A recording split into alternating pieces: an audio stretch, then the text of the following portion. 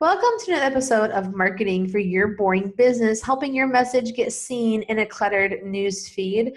At the time of this recording, I am fresh off the social media marketing world boat, tired but inspired beyond all measure. And I think that today's topic is like the perfect way for me to transition and make sure that you guys know everything that you can for marketing. Today we're going to be talking about getting out of your own damn way. There are so many things that you have to do all the time in your business, whether it's working in your business, like put your hands in those kids' mouths to fix their teeth, or you're nailing those roofs or fixing those pipes, whatever your business is. Or maybe it's just taking care of the things that you really hate. Maybe that includes budgeting, prospecting, or your marketing. So we're talking with the Shift Mastermind, Ellen Goodwin. She's also a productivity expert, TEDx speaker, and full-time action hero. Through her coaching and training, she enables digital entrepreneurs to build strong habits, harness the power to make action and accountability, and is focused so that they can be better in their business, thrive, and grow. She's here to help us just kick butt and get out of our own ways today. So welcome to the show, Ellen. Thank you so much for having me. I'm excited to be here. Awesome. So what do you think it is that stops people from doing what needs to get done in their business? Like, what's the biggest thing? I think one of the biggest things is we stop ourselves. We have self-sabotage. We all of a sudden put the brakes on where there's no need to have brakes. And it's all because we hear things in our head, oh, I don't know how to do this. Oh, I shouldn't be doing this. That's super advanced. That just all these things. And we listen to that voice in our head more than we listen to any other voices. And we give it so much power. Yeah. I think that a lot of it just comes into being overwhelmed. There's so many voices to hear that they just get in, and you just sometimes just don't even know where to start or what to do. True. So when I talk to people about, getting out of their own damn way, the first thing I tell them to do is declare what they want. And I think that's super important in business because you have so many things coming at you so fast. You need to be doing communications with your people. You need to do video. You need to do this. You just went to the conference and how much stuff is out there. And so you have to declare what it is you want your business to look like and what you want to be doing. And the best way to do that is to decide what you don't want. And, you clear the way by saying, I don't want to be doing that. And whether that means you don't do it at all or you hire it out and somebody does it, but knowing what you want and don't want, that is the first way to get out of your own damn way. That's awesome. So how do you decide what to declare? Like you said, the first thing you tell them to do is to declare what you want. Why don't you unpack that a bit more for our listeners about what they do, what they should do when trying to figure out what to declare that they want? Okay. So it could be, and I always say, I learned this from my coach, you take a piece of paper, one side of the paper, you write want, one side you write don't want. And you start on the don't want side. And you could be, I don't want my business to be running me. So what do you want? You want to be running the business, which means you want to be in charge of your time. You want to have some freedom. Okay, that's very important that you now know that you want to be in charge. You don't want to be doing everything everybody says. I don't want to be writing. Maybe writing's not your strong point. Okay, you still need to communicate. So maybe what you want is, I want to be doing video because I feel more strong. That's a stronger thing that I can do. So knowing that you don't want to be doing the writing means that maybe you'll have someone else do it.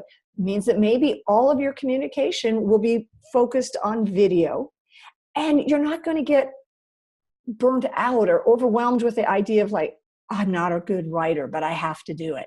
So knowing what doesn't work, you don't want, that helps you so much because you get rid of the overwhelm. You are more focused on where you are best. Awesome. That sounds very helpful. Great way. That's like a good old to-do list and to not do Mhm. list to make things Right. a little bit easier for you. So what's next? So I have my list and Right. I know what I want. And then to counter, I know what I don't want. So then how do I continue to keep moving forward with this like rush of inspiration I've gotten from writing this list, this clarity that I've gotten? Well, what's going to happen usually once we have clarity is all of a sudden those voices get louder. Oh my gosh, this limiting voices. So the second thing you do is abolish your limiting beliefs and thinking. So abolish those. And that has a 3-step process. So you first notice every time you hear that little voice in your head. Just notice it, because when you stop and hear what you say to yourself, you'll be surprised how often you're saying stuff. So you notice. And each time you hear it, you ask yourself, and you ask, is this true? Is this true that I can't do this? Is this true that I have no, who am I to be doing this?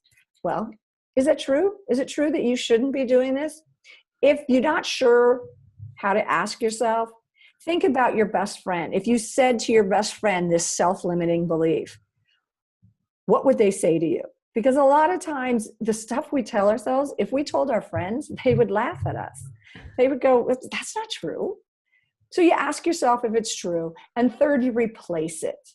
Replace that limiting self-talk with something that is true. So you just notice, ask, and replace your self-limiting beliefs. So what do you think you do to keep those positive beliefs, like the people like so you get rid of the bad beliefs?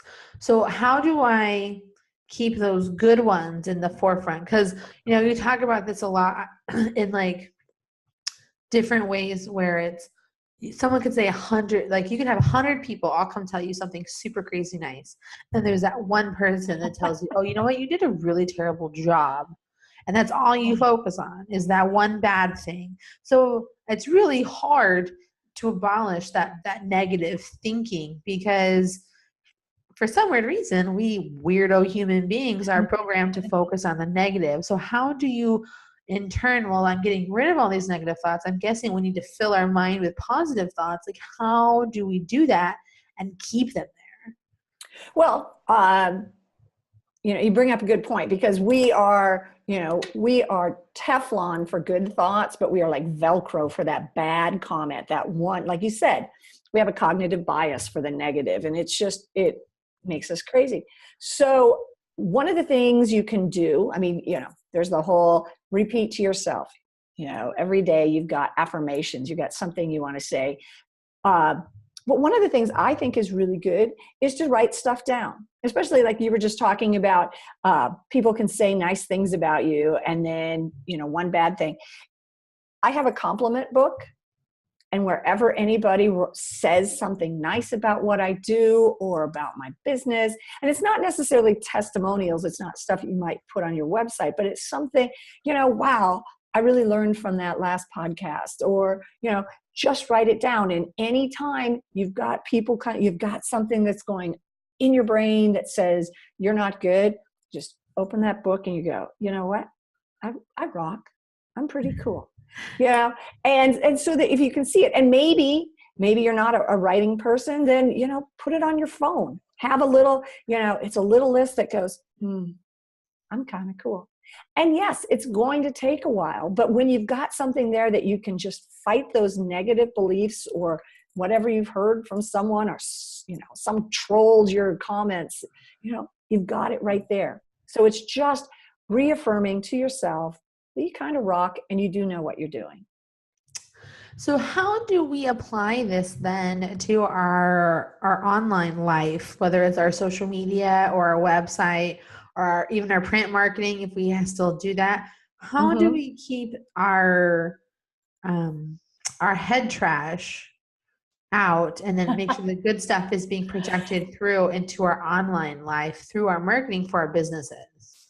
Well, I think one of the things that you have to do is realize, because we're all, we're not corporations. So a lot of times what we say or what we're doing, we think it's going to be so much bigger than it actually is. And so one of the things I tell people to do, especially my clients, is just have fun with it. It's not the end of the world. It's not like whatever you do is going to be, it's going to change the world, which I know we want to change the world, but if it's still, just have fun with it. If today you do something and it doesn't work, well, you got a data point. You understand now what doesn't work or what would work better. So I always just tell people, have fun with it, be gentle with yourself, move forward, and don't listen to the voices. So how can we apply our, excuse me, all that talking in social media marketing world really had its way with my voice. How can we apply the get out of your own damn way sort of philosophy that you have into our marketing? Like, how can we take all this good stuff and put it into our marketing? Into your marketing. Don't overthink things. Don't overthink is what I would say, especially for marketing, is, be authentic, be the authentic good part of yourself, not the self-limiting belief part. Don't overthink. That's when we get in our damn way, is we start saying things to ourselves. We start thinking things. We all of a sudden are going, but what if nobody does that and I shouldn't do that. So don't overthink would be the biggest thing. And when you overthink, you start to hear those voices. That is fantastic advice, because again, after social media marketing world, the number one thing I got out of everything that I heard for 3 days was be yourself, but be yourself on video. And I think that people just get so tense and freaked out about being on video. And, obviously there's a lot of really great tips, like just hit the damn button. That's that's what Brian Fanzo says. And you just have to get started. The first video is going to be your worst video. That's Amy Schmittauer says. But you still have to get to that point. And I think that so many people forget that talking to a camera is almost exactly like talking to someone about your business at a networking event, or to your clients that are already there. You just have to kind of pretend that the camera is a person. I think people also get really wrapped up in those negative thoughts that come with, oh, I look so terrible on camera. Oh, I look fat on camera. Oh, I don't know what to say. I'm going to sound stupid. It's on the internet. It's forever. And I think that all of that head trash just stops them from doing what they need to do for their business. We now live in a world where we can't just do everything that we used to do, even 5 years ago, but definitely not 10 or 15 years ago. No. Where, before you were like, I need a commercial for a TV and a whole lot of trifold brochures. And now you need to have an active social media presence and a website that's designed for specific purposes and goals. And you have to be on video online so that people can build that trusting connection with your face and your voice. And there's so much head trash that just gets in the way that stops you from accomplishing what you want to accomplish. I love that term, head trash, because it's perfect. It is perfect. And one of the things when I first started doing webinars and video, because there's no one here, it's easier for me to talk to you, and I'm much more expressive, especially, when I can see people. But when you're doing webinars or video, so I actually have a picture that I pulled out of some magazine of a big crowd of people, and I put that up in front of me so that I talk to that crowd of people. It's a stupid little thing I do, but it's like, hey, there's people there. There's eyes I can see. So, it helps me to get over that, oh my God. Yeah. I have my and I got this tip from Amy Schmittauer, so I cannot take any credit for it all. I've created my perfect avatar, and she has a name, and I talk to her. And I also do that. I also have a video editor too, because I have so many things I want to accomplish with my business, but I don't have a lot of time. So I'm like the queen of outsourcing projects, but I know my video editor, and so I talk to him as well when I'm doing my video. So he's always messaging me when he's editing stuff about how like weird I am. But, That's awesome though. yeah. I guess kind of on the subject of outsourcing. So I think another thing that people can do to get out of their own way with their marketing, I don't think isn't always psychological. I think that it comes down to time. We all have the same amount of time in a day. There's this really popular like joke that I keep seeing around the internet. It's you and Beyonce have the same amount of time in their day. But, the difference is Beyonce has a team. And so I think that if you want to accomplish the things that you want to do in your business, specifically with your marketing, because that's like my jam, is you got to kind of outsource some stuff. And I think that would help that would definitely help with getting in your own way, right?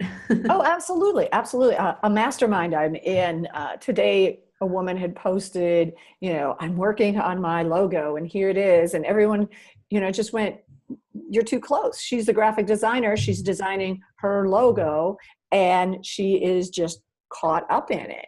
And that's an example where if she just, talked to another graphic designer, maybe co-designed or just, gave her stuff. I've done it with writing bios. There's sometimes they just make me crazy. But if somebody else writes about it, because, we're not good at tooting our own horns or saying what we do. And it's time better spent. If you can do it in 15 minutes, I will pay you to make it look good. Yeah, because I think even if it's just can take someone 15 minutes, can often take you like an hour or 2 hours because you're like dreading or you're like dreading it, or you just don't know what to do, you don't know what to say, you don't know where to start, and then you just like you find every single thing possible to do besides that thing. We've all Exactly. Exactly. How much can I procrastinate before it's just ridiculous? Oh yeah. And one of the big things I teach and work with people is procrastination and how to overcome it. So yeah. And I know how, because, oh my God, I've done it. So do you have any sort of final thoughts to help make sure our boring businesses don't get in their own damn way when it comes to getting their online marketing rocking? Yes. So, we already talked. So we talked about declare what you want, abolish limiting beliefs, move boldly against your fear. And you already touched on this because fear masquerades as a lot of things. But the number one thing with our business that it masquerades as, procrastination. So move boldly against procrastination. And to that end, I would always say that a timer, just like a kitchen timer, is your best friend. Set that timer for 20 minutes, listen to it tick. And while it's ticking, you just take on a task. So if it's a marketing task, like you just said, that you're going, oh God, I don't want to do it. Set the timer. All of a sudden, it's not up to you to decide what you're going to do. That's timing. And you just have to do it while the ticking is going on. And when the ticking's done, you can be done. So yeah. What's another really good tip related to that you can totally steal this, is you take your laptop to like a co-working space or a cafe with Wi-Fi, you don't take your charging cable.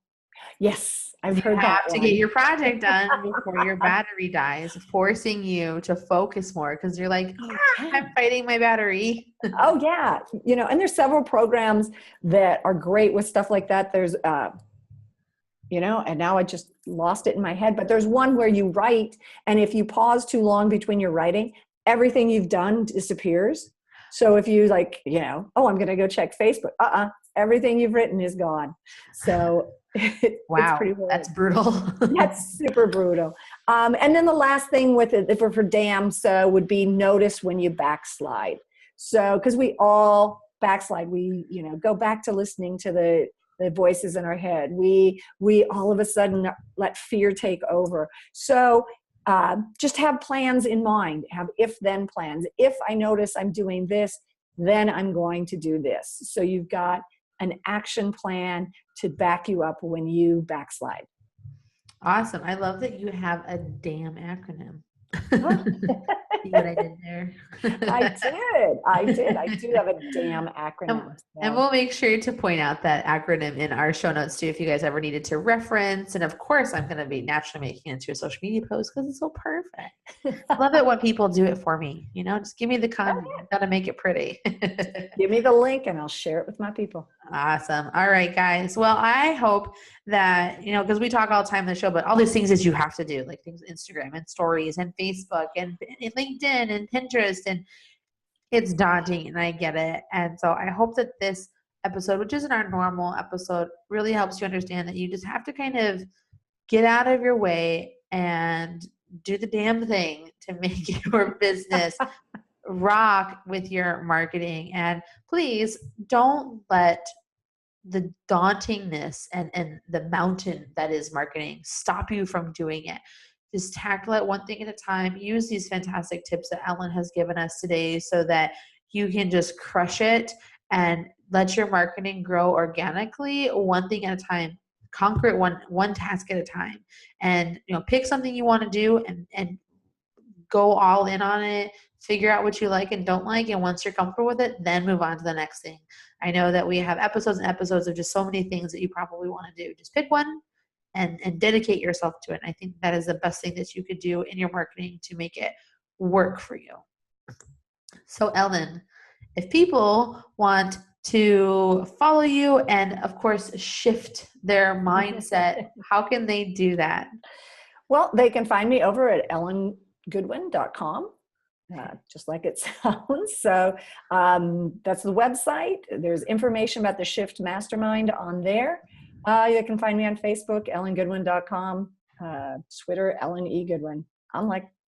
And you have a special resource for our listeners, right?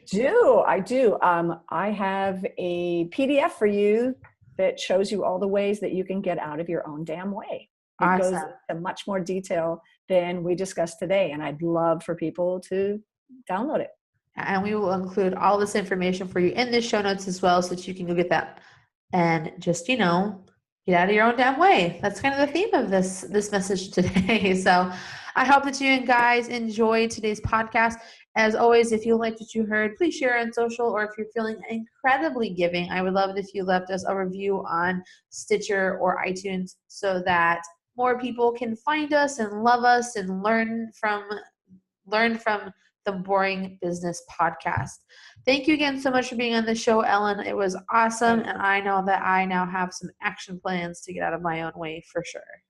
Thank you so much for having me. It was really fun. Yes. Until next time, guys, I will see you soon.